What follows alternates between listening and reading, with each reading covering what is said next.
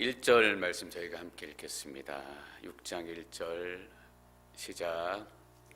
왕이 죽던 해 나는 드높은 보좌에 앉으신 여호와를 보았다. 그런데 그 옷자락이 성전을 가득 채우고 있었다.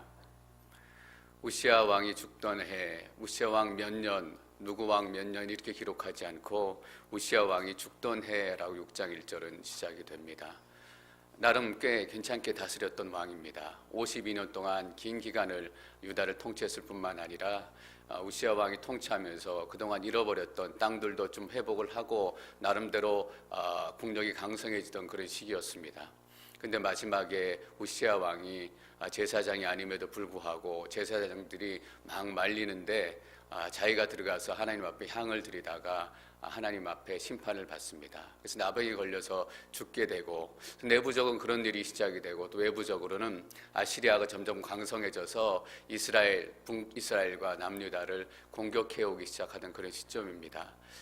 그동안은 우시야 왕이 잘 다스려줘서 좀 평안하게 좀 안심하게 하고 살았는데, 우시야 왕도 이제 마지막에 하나님의 심판으로 죽고 외부에는 아시리아가 쳐들어오고 그런 두려움을 나타내는 것이 우시야 왕이 죽던 해라는 의미입니다.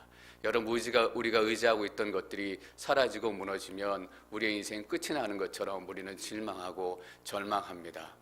우시야 왕이 죽던 해에 이사야가 뭘 보냐 하면 드높은 보좌에 앉으신 여호와를 보기 시작했습니다.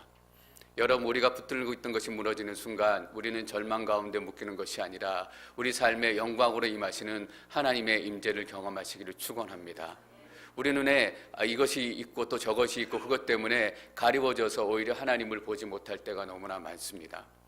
유다 백성들이 그런 형편이었을지도 모르겠습니다.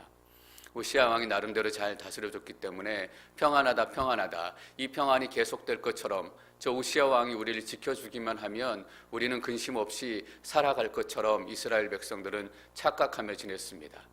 그래서 하나님을 보지 못하고 우시야 왕이 다스리는 동안 산당에서는 우상을 숭배하는 그런 일들이 횡행하게 일어나기 시작했던 것입니다. 여러분, 우리가 가지고 있는 것 때문에 하나님을 보지 못한다면 그것은 하나님의 축복이 아니라 저주라고 저는 믿습니다.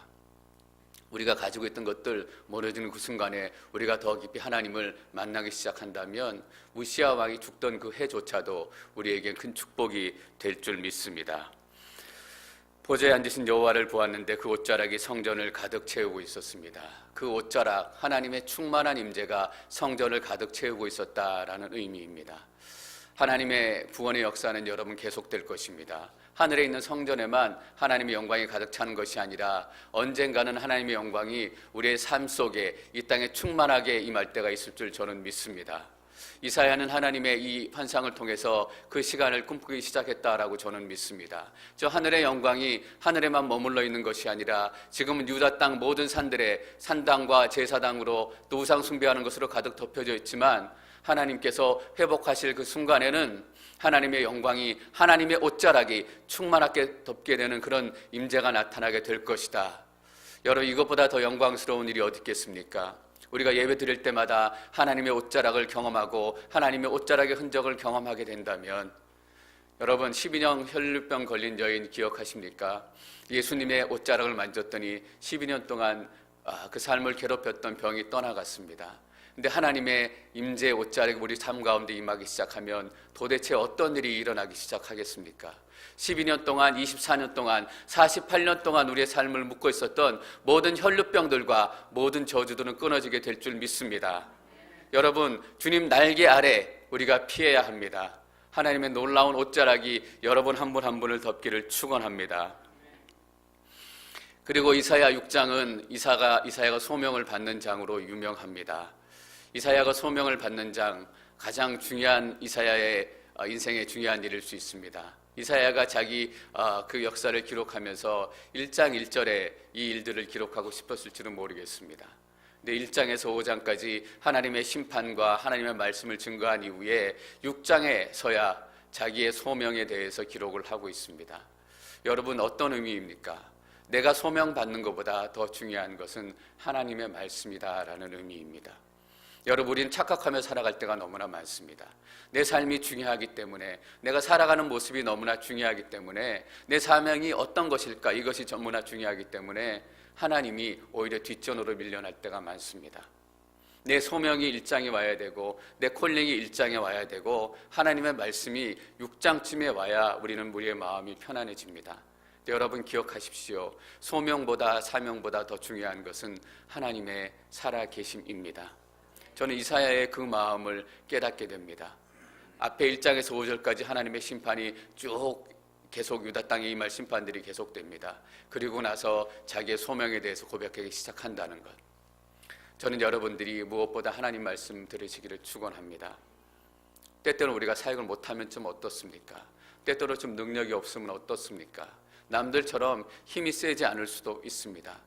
그러나 우리의 하나님, 보좌에 앉으신 분이 누구신지 우리가 잊지 않는다면 힘이 없을지라도, 때로는 사역을 못할지라도, 때로는 작은 교회를 이룰지라도 그 어떤 장소, 어떤 인생보다 더 큰 하나님의 영광이 임하는 시간이 될 줄 믿습니다. 2절 말씀 계속 읽습니다. 2절 시작.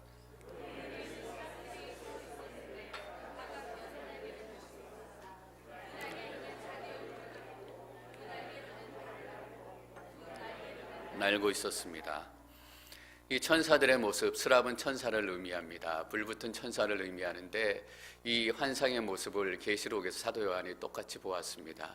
큰 날개를 6개나 가지고 있고 그 날개에 눈이 가득 달려있고, 이사야는 눈이 달려있다는 표현을 하지 않지만 거의 같은 천사구나라는 것을 저희가 알 수 있습니다.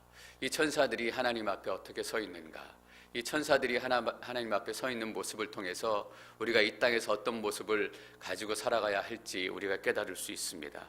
그분 위에 스랍들이 서 있었는데 각각 6날개를 가지고 있었습니다.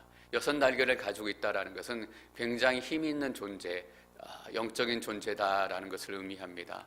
독수리가 2날개만 가지고서도 그렇게 영맹스럽고 힘있게 나는데 6날개를 가졌다면 얼마나 힘이 있는 존재이겠습니까? 그 힘 있는 존재가 하나님 앞에 서는데 이렇게 섭니다. 2날개로는 자기 얼굴을 가리고. 왜 그 큰 날개로 자기 얼굴을 가릴까요? 이 더러운 얼굴을 차마 하나님 앞에 보여드릴 수 없기 때문입니다. 이 죄 많은 인생을 차마 하나님 앞에 보여드릴 수 없기 때문에 천사조차도 그 얼굴을 날개로 가리고 하나님 앞에 서 있는 것입니다.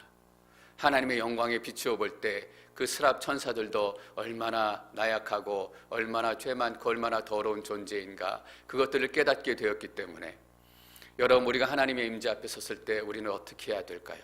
우리도 우리의 두 손으로 우리의 얼굴을 가려야 합니다. 하나님, 내 삶의 이 모습 그대로는 하나님 앞에 도저히 설 수 없습니다. 이 죄로 주름진 얼굴, 이 욕심으로 가득 찬 얼굴로는 도저히 하나님 앞에 나설 수 없습니다. 하나님, 우리가 스랍들처럼 큰 날개는 가지고 있지 않지만 그 대신 예수 그리스도의 피 묻은 보혈의 그 손으로 우리를 덮습니다. 그래서 우리가 하나님의 그 영광을 경험하기를 원합니다. 그리고 2날개로는 발을 가리고 있습니다. 여러분, 하나님께서 건강한 발을 주셨는데 우리는 그 발로 하나님을 예배하러 다니지 않고 우리가 하고 싶은 일을 하러 다닙니다. 우리의 발로 죄를 짓고 우리의 눈으로 죄를 짓고 하나님 앞에 예배하러 나오기를 원하는데 그 발로 우리는 엉뚱한 곳에 가서, 여러분, 돌아온 탕자 이야기 기억하십니까? 그 사랑하는 아버지가 그 아들을 낳았을 때 그 사랑 속에서 한 품고 하나님의 공동체를 이루어 가기를 원했고, 그래서 건강하게 키우지 않았겠습니까? 그래서 그런데 건강해지고 힘이 생기기 시작하니까 자기 마음대로 나가서 살겠다고 재산을 달라고 얘기합니다. 여러분, 저는 하나님께서 허락하신 여러분들의 복된 인생이 시작되시기를 축원합니다. 우리의 얼굴뿐만 아니라 우리의 발뿐만 아니라 우리의 손을 통해서도 예수 그리스도의 은혜가 넘쳐나기를 원합니다. 그래서 우리의 발걸음이 거하는 곳마다 복음이 전해지고 복음을 전하는 아름다운 발걸음, 우리의 손이 거하는 곳마다 아름다운 기도의 역사가 나타나고 손을 얹고 기도하는 그곳마다 모든 어둠의 묶임들이 떠나가는 그런 역사가 나타나게 될 것입니다. 하나님, 우리는 그렇게 살지 못했습니다. 그렇게 죄 많은 인생이었습니다. 그래서 우리가 예수 그리스도가 필요합니다. 2날개로는 날고 있었습니다. 날고 있는 거예요. 하나님 부르시면 언제라도 제가 날아가겠습니다. 그들이 이렇게 하나님 앞에 겸손하게 서서 서로를 향해서 큰 소리로 외치기 시작합니다. 3절과 4절 말씀 읽습니다. 3절, 4절 시작.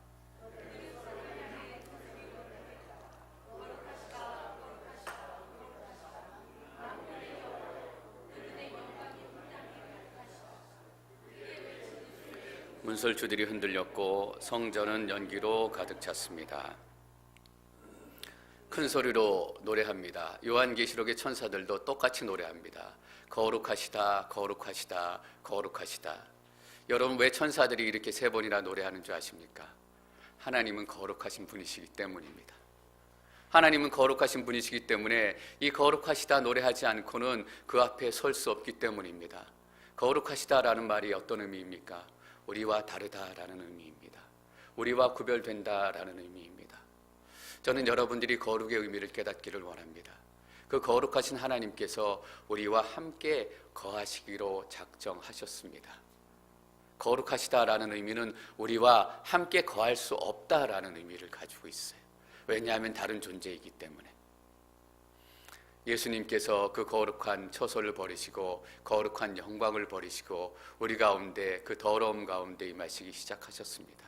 우리와 똑같이 이 더러운 세상을 살아가시고, 그러나 죄 없은 예수 그리스도를 통해서 우리의 소망이 무엇인지, 우리가 가지고 있는 진짜 꿈이 무엇인지 하나님께서는 보여주셨습니다. 여러분, 우리는 하나님 앞에 순종해야 합니다. 우리 근데 삶을 살아가면서 하나님 앞에 계속 순종해가면서 느끼는 게 뭔지 아십니까? 순종이 어렵다라는 겁니다. 여러분들은 어떠실지 모르겠습니다. 저는 순종할 때마다 어렵습니다.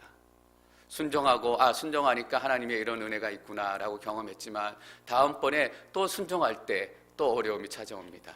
순종하려고 하니까 어렵고 순종하려고 하니까 어렵고. 다른 분들은 모르겠지만 저 개인적으로 순종해가면서 계속 느끼는 것은 내 힘으로 순종하기 어렵다라는 거예요. 내 힘으로 하나님 앞에 순종해서 이루어내기 어렵다라는 거예요.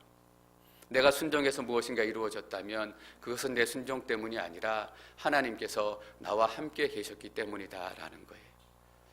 그래서 저는 믿음의 사람들이 동일한 결론을 내릴 거라고 믿어요. 일평생을 순종하며 살았더니 남는 건 내 순종이 아니라 하나님의 은혜 때문이었다라는 거예요. 여러분, 우리는 착각하지 말아야 돼요. 내 순종 때문에 무엇이 이루어졌다? 아니에요.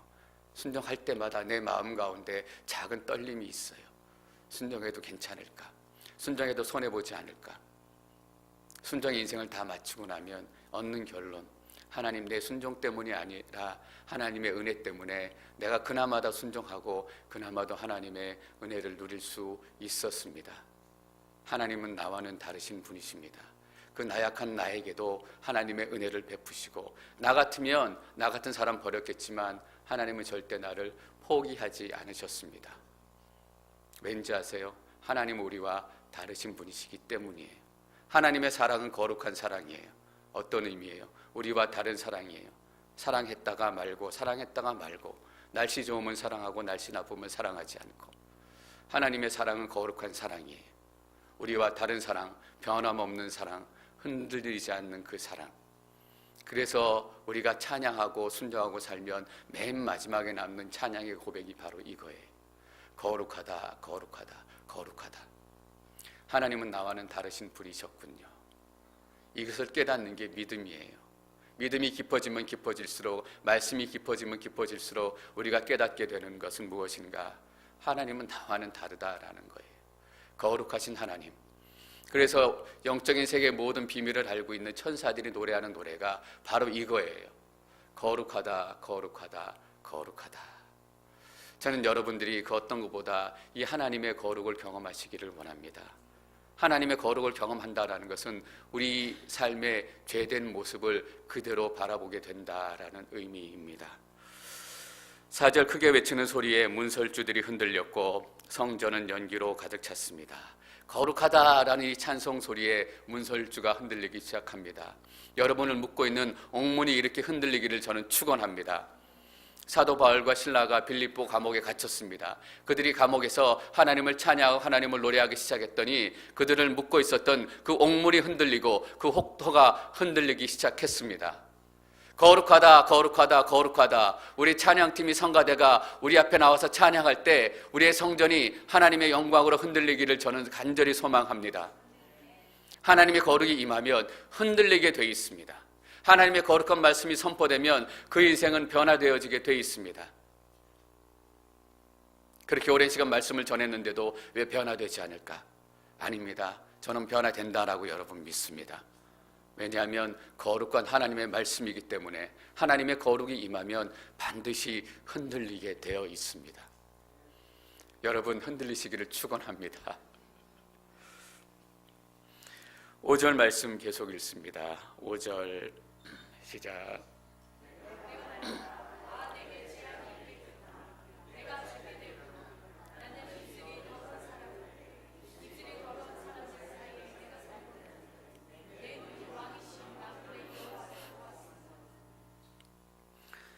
이사야가 하나님의 보좌와 거룩하심을 보고 외쳤습니다. 아, 내게 재앙이 있겠구나. 여러분이 내게 재앙이 있겠구나. 이 외침을 천사들은 어떻게 노래했어요? 거룩하다, 거룩하다, 거룩하다 노래하는 거예요. 하나님의 거룩하심, 그 거룩하심 앞에 서면 내게 재앙이 있을 수밖에 없는 거예요.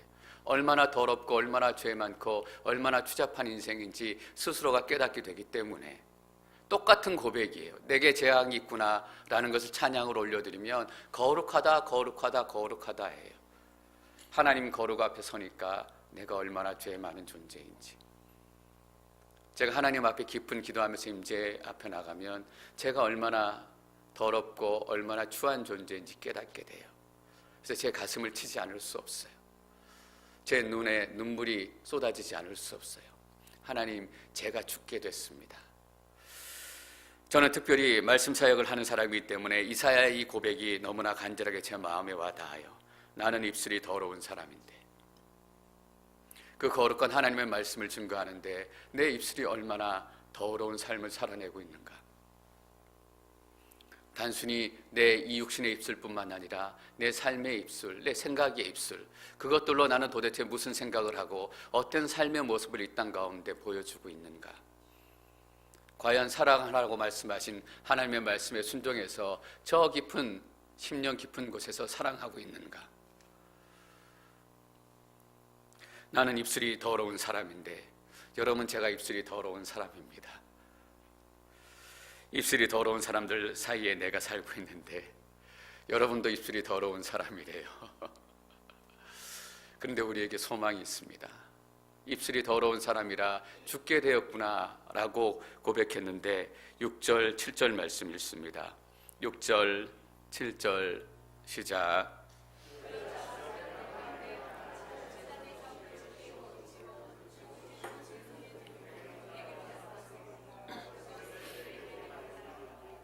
보라, 이것이 내 입술에 닿았으니 내 죄는 사라졌고 내 허물은 없어졌다. 불붙은 숯을 천사가 손에 들고 와서 입술에 딱 대요. 여러분, 불붙은 숯을 천사들이 가져와서 입술에 대면 어떤 일이 나타나야 돼요? 입술이 타서 죽어야 맞아요. 근데 입술이 타서 죽는 게 아니라 어떻게 되는 거예요? 죄가 사라지는 거예요. 이게 하나님의 은혜예요. 하나님 심판 아래 죽어야 될 우리 인생이 오히려 하나님의 심판 안에서 은혜를 얻고 살아나는 거예요. 놀라운 일이죠. 우리가 우리의 죄를 깨닫고 금방 죽을 것 같은데 우리의 죄를 깨닫고 하나님 앞에 고백하기 시작하니까 불붙은 숯이 나와서 나를 태우려고 와요. 금방 죽을 것 같은데 그 불이 임하니까 내가 어떻게 됐어요?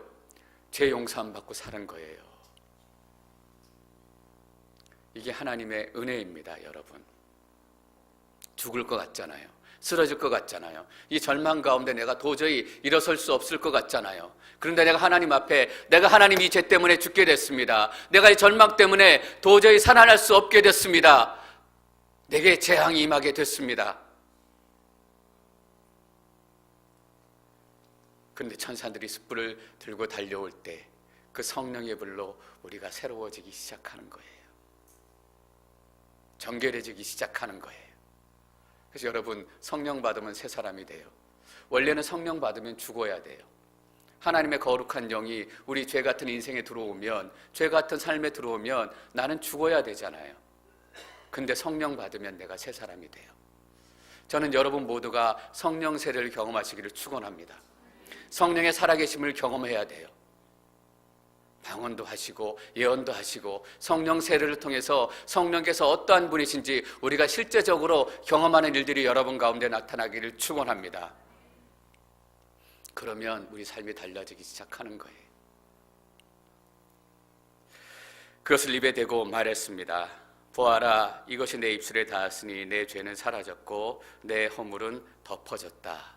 여러분의 죄는 사라졌고 여러분의 허물은 덮어졌음을 예수 그리스도의 이름으로 선포합니다. 예수 그리스도의 보혈의 능력이 바로 이것입니다. 우리의 죄가 덮어지고 하나님께서 우리의 죄를 보시는 것이 아니라 예수 그리스도의 의로움을 보시기로 작정을 하셨습니다. 그리고 8절 말씀에 이사야가 또 하나님의 음성을 듣습니다. 8절 계속 읽습니다. 8절 시작.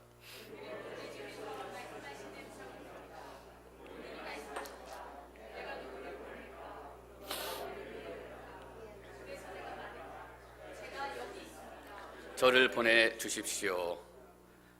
누가 하나님의 음성을 들은 거예요? 이사야가 하나님의 음성을 들었잖아요. 하나님이 물어보세요. 내가 누구를 보낼까? 누가 대답해야 돼요? 당연히 이사야가 대답해야 돼요. 근데 우리는 어때요? 시신 뻑대고 있잖아요. 다른 사람들이 대답해야 되는 것처럼. 휴지 떨어진 거 본 사람이 휴지 주워야 되잖아요. 불편한 사람 눈에 보인 사람들이 가서 도와야 되잖아요. 말도 안 되는 일을 경험한 사람들이 그 일을 하나님 안에서 해결해야 되잖아요.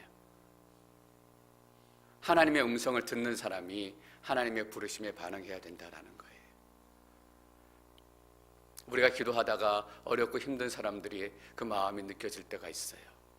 왜 하나님께서 그 마음을 느끼게 하실까요? 여러분 보고 물으시는 거예요. 내가 누구를 보낼까? 근데 우리는 못 듣는 척하고 계속 딴 기도하기 시작해요. 하나님의 음성 듣는 사람들이 가야 되는 사람들입니다. 여러분 오늘 수요 예배 나와서 이 말씀 듣는 분들이 하나님의 메시지에 반응해야 되는 분들이세요. 우리 남편이 와서 들었으면, 누가 와서 들었으면 그게 아니라 여러분들이 들을 필요가 있기 때문에 여러분들을 하나님께서 이 자리에 부르신 거예요.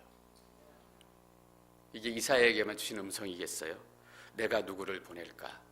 분명히 이게 여러분 귀에 들렸어요. 누가 대답해야 돼요? 여러분이 대답하셔야 돼요. 어떻게? 제가 여기 있습니다. 저를 보내주십시오. 하나님께서 여러분들이 가기를 원하십니다. 이사야의 음성을 통해서, 이사야의 메시지를 통해서 여러분에게 하나님의 메시지를 들려주기를 원하십니다. 그럼 우리가 하나님 앞에 다시 묻고 기도해야 되는 제목은 이거예요. 하나님, 우리가 어디로 가야 하겠습니까? 하나님, 우리가 누구에게로 가야 하겠습니까? 여러분 최근에 말씀 묵상하시면서 기도하시면서 계속 마음에 부담이 되는 분들이 계세요. 계속 마음에 떠오는 분들이 계세요. 그분들에게 가십시오. 하나님, 무엇을 해야 될까요? 그분들에게 가서 어떻게 해야 될까요? 저는 하나님께서 여러분들에게 분명히 말씀해 주시리라고 믿습니다. 주일날 식당 정리하고서 나오면서 보니까 BB에서 섬겼던 차세대 사역팀이 카드를 쓰고 있더라고요. 무슨 카드를 쓰냐 봤더니 BB에서 참여했던 우리 어린 학생들, 한 80명 정도 되는 학생들에게 와줘서 감사하다, 내년에 또 보자, 땡큐 카드를 보내는 거예요. 왜 그분들이 쓰기 시작했을까? 그분들이 그 하나님의 음성 들었기 때문이에요. 그래서 그분들의 섬김을 통해서 하나님의 사랑의 메시지가 그 아이들에게, 특별히 부모님들에게 저는 전해질 줄 믿습니다. 올해 크리스마스 전후에서 저희가 엔젤트리 사역을 시작하려고 해요. 그래서 감옥에 부모님들이 가 있는 그 자녀들, 부모님들이 감옥에 있기 때문에 아이들이 크리스마스가 되고 또 명절이 돼도 선물을 줄 사람이 없잖아요. 그래서 그 부모님들을 대신해서 우리가 그 아이들 몇 명을 선택해서 선물을 전해주는 거예요. 아이들이 뭘 갖고 싶냐? 토이스토리 그 인형을 버디 인형을 갖고 싶은지, 아니면 로봇 인형을 갖고 싶은지, 아이들이 원하는 것을 저희가 사서 전달해주는 역할을 하게 돼요. 근데 그 엔젤트리 그 사역 소개하는 그 문구를 보고 제가 감동받은 부분이 하나 있어요. 이거 꼭 이 사역 해야 되겠다. 제가 깨달은 게 뭐냐 하면 감옥에 있는 대부분의 사람들이 이 엔젤 트리를 통해서 처음으로 크리스찬 공동체를 경험하게 된다라는 거예요. 여러분 한번 생각해 보세요. 죄를 지고 여러 가지 한 번, 두 번, 여러 번 감옥에 간 사람들이 신앙생활 제대로 했겠어요? 그들이 크리스찬 공동체를 만났었겠어요? 그런데 엔젤트리라는 크리스찬 공동체에서 내가 당신이 여기 있으니 당신 대신해서 당신 아들과 딸에게 선물을 대신 전해주겠습니다. 당신을 대신해서 아버지가 여기 있고 어머니가 여기 있고 여전히 사랑하고 있음을 전해주겠습니다. 이렇게 만나는 크리스찬 공동체가 처음으로 인생에 경험하는 크리스찬 공동체라는 거예요. 너무너무 귀하고 중요한 사역이다라는 것을 깨닫게 됐어요. 그런 사역들이 어떻게 시작이 됐을까? 그 감옥에 있는 사람들이 먼저 마음에 들어오고 먼저 눈에 보인 사람들로부터 시작이 되지 않았겠어요? 기도하는데 자꾸 감옥이 떠오르고 기도하는데 마약으로 살인으로 도둑질하다가 붙잡혀가 있는 그 사람들의 얼굴이 자꾸 떠오르는, 하나님께서 그 인생에 저는 분명히 질문하셨을 거라고 믿습니다. 내가 누구를 보낼까? 누가 우리를 위해 갈까? 그때 그 중에 어떤 한 분이 손든 거잖아요. 내가 가겠습니다. 전 여러분들이 하나님의 말씀에 이렇게 반응하시기를 축원합니다. 우리가 저기 가나에 꼭 가야만 돼요. 저기 남북 끝까지 꼭 가야만 돼요. 그렇게 선교할 수도 있어요. 그러나 이 자리에서 하나님께서 부르실 때 손 들고 제가 가겠습니다. 김 무슨 집사에게 또 무슨 집사에게 요즘이 어려우니까 제가 가겠습니다. 저는 이런 일들이 우리 공동체 가운데 빈번하게 일어나기를 축원합니다. 하나님의 말씀으로 사는 사람, 거룩하게 사는 사람, 거룩하게 사는 게 도대체 어떻게 사는 거냐? 거룩한 인생이 도대체 어떠한 인생이냐? 이 하나님 말씀대로 사는 거예요. 손드는 인생이 거룩한 인생이에요. 말씀 많이 보고 기도 많이 하고 물론 그 삶의 모습도 거룩한 인생의 시작의 출발점이 될 수 있어요. 그러나 진정으로 거룩한 인생은 하나님의 부르심에 반응하는 인생입니다. 근데 이사야에게 주신 하나님의 소명은 정말 만만치 않은 거예요. 9절 말씀 함께 읽겠습니다. 9절 시작.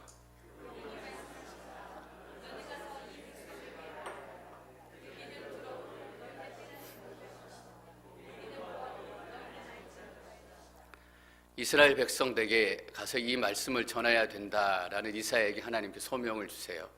좀 기분 좋은 소명 주시면 얼마나 좋겠어요.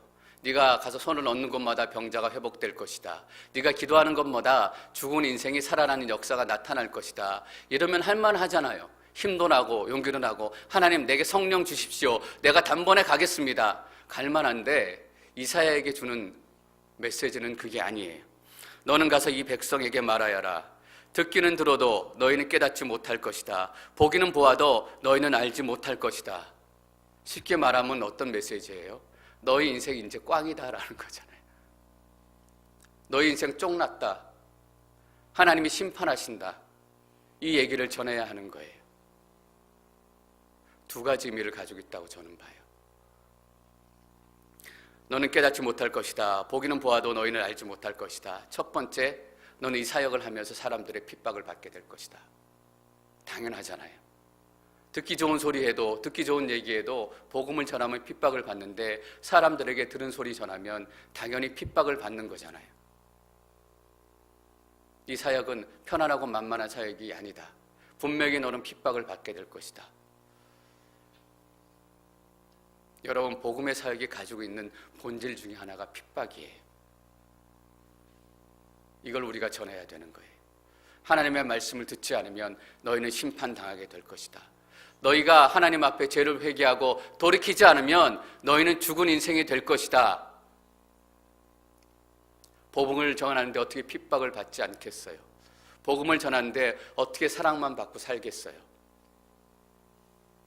저는 우리 앵커리지 온누리교회가 이 복음 때문에 세상의 핍박이 시작되는 교회가 되기를 바랍니다. 빌라델비아 교회, 서머나 교회, 핍박이 그들 가운데 시작이 됐어요. 그러나 예수 그리스도는 그 두 교회를 특별히 기억하셨어요. 영광스럽고 찬란하고 많은 사람들이 모이는 교회, 그런 교회가 아니라 복음의 메시지 그대로 전하는 교회가 복음의 교회입니다. 또 한 가지는 뭐냐면 너희는 깨닫지 못할 것이다. 보기는 보아도 너희는 알지 못할 것이다. 가망성이 없다라는 거예요. 너희 백성들에게 아무리 좋은 하나님의 말씀, 복음의 메시지가 선포되어져도 너희는 반응하지 않고 너희는 깨닫지 못하고 전혀 가망성이 없다라는 거예요. 얼마나 가망성이 없느냐, 그걸 보여주는 게 10절부터 말씀이에요. 10절, 11절 말씀 함께 읽겠습니다. 12절까지 시작. 이 백성들의 마음을 둔하게 하고 귀를 어둡게 하고 눈을 감기게 하여라. 그들이 눈으로 보고 귀로 듣고 마음으로 깨닫고 돌아와 치료를 받을까 걱정이다. 그래서 내가 말했다. 가지입니까? 네, 주여. 그분이 대답하셨습니다. 성읍들이 황폐해 아무도 살지 않을 때까지, 집에는 사람이 없고 땅은 황폐해져 황무지가 될 때까지 여호와께서 사람을 멀리 쫓아보내 그 땅 가운데 버려진 곳이 많을 때까지다. 그 땅에 한 사람도 남지 않고 모든 사람들이 다 심판받는 그때까지 하나님께서 이 심판을 멈추지 않겠다라고 말씀하세요. 너희는 가망성이 없는 사람이다. 특별히 10절에는 이렇게까지 얘기하세요. 그들이 눈으로 보고 귀로 듣고 마음으로 깨닫고 돌아와 치료를 받을까 걱정이다. 여러분, 하나님께서 정말 하나님 앞에 회개할까 봐 걱정하고 계시겠어요? 스스로가 착각하며 살아갈 수 있어요. 내가 하나님 앞에 회개했고 하나님의 용서를 받았고 그리고 자기 마음대로 살아가는 거예요. 여러분, 오해하지 마세요. 하나님께서 하나님 앞에 회개하는 걸 정말로 싫어하셨기 때문에 이렇게 말씀하시는 게 아니에요. 그렇게 하나님의 심판은 중하고 하나님의 메시지는 중하다라는 것을 이스라엘 백성들에게 증거해야 되는 사명을 이사야가 가지고 있어요. 하나님의 진짜 마음은 뭔지 아세요? 제가 다음 장에 곧 이어 나타나게 될 하나님의 말씀을 한 가지 읽어드리겠습니다. 이사야 7장 14절 말씀입니다.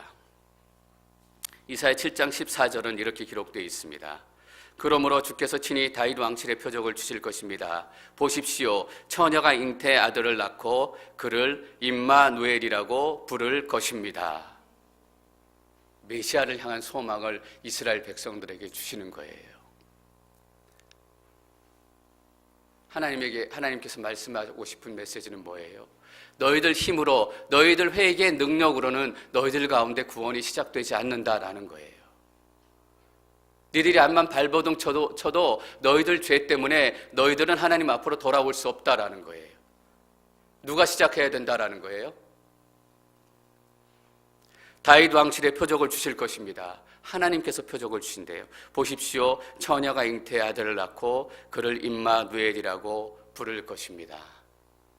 예수님 아니고는 우리 가운데 구원이 시작될 수 없습니다.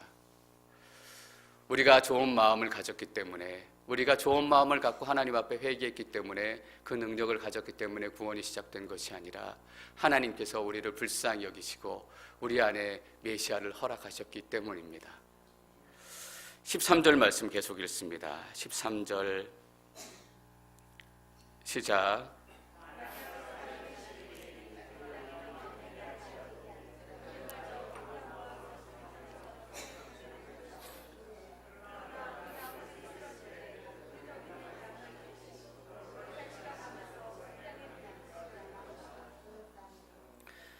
만약 사람의 10분의 1이 그 땅에 남아 회개할지라도, 회개하기 위해서 남는다는 것이 아니라 10분의 1이 그 땅에 남아있을지라도, 이런 의미예요.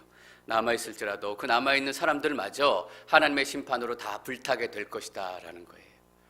여러분, 하나님의 심판은 이렇게 두렵고 이렇게 엄중한 것입니다. 한 그루의 나무도 남지 않을 만큼 하나님의 진노의 불 때문에 모든 나무들이 다 불타게 될 것입니다. 근데 여러분, 하나님께서는 소망의 말씀을 우리에게 남겨주셨습니다. 그러나 그 나무들이 쓰러질 때 그루터기는 남아있듯이 그 씨가 남아서 그 땅에 그루터기가 될 것이다. 여러분, 불타면 위에는 타지만 뿌리는 남는 거 아세요? 하나님께서 뿌리채 뽑지 않으시고 불태우시는 거예요. 뿌리를 남겨두셔서 그 뿌리로부터 다시금 새순이 시작이 돼요. 그래서 저희가 공동체를 구역이라고 부르지 않고 뭐라고 불러요? 순이라고 불러요. 순. 불탄 그루터기에서 새로운 순이, 이새의 뿌리에서 새로운 순이 시작이 될 것이다. 그 순이에요. 순은 메시아 그리스도를 얘기해요. 죽었던 가정에, 죽었던 인생에 예수님 때문에 새로운 순이 시작이 되고, 새로운 소망이 시작이 되고, 새로운 생명이 시작이 되고, 그 회복의 소망을 가진 것이 저희 순이에요. 여러분, 순 만만하게 보지 마십시오. 때로는 다툼도 있어요. 때로는 무력하게도 보여요. 사람의 눈으로 보면 그래요. 근데 하나님의 영이 그 가운데서 역사하시기 때문에 어떤 일이 언제 일어날지 우리는 감당할 수 없다라는 거예요. 여러분, 지금 어떤 순은 조금 부흥하고 어떤 순은 조금 위축되고, 좀 부흥한 순이 어떤 순이었는지 아세요? 그 전에 사람이 없어가지고 힘들어서 고생했던 순이에요. 하나님께서 회복시키세요. 우리 교회가 그렇게 회복이 됐고, 우리의 삶이 저는 그렇게 회복될 거라고 믿습니다. 다 불타버린 것 같은 누더기가 된 우리의 인생, 그러나 하나님께서 그 뿌리와 그루터기를 남겨주셨기 때문에 보라, 이새의 뿌리에서 새로운 순이 돋아나게 될 것이다. 전 여러분의 다 태워진 그 삶에서도 이새의 뿌리, 메시아가 다시금 돋아날 것을 믿습니다. 이것이 우리의 소망이에요.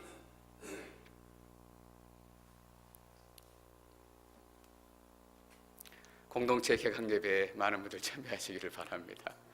순의 영광을 함께 누리시기를 축원합니다.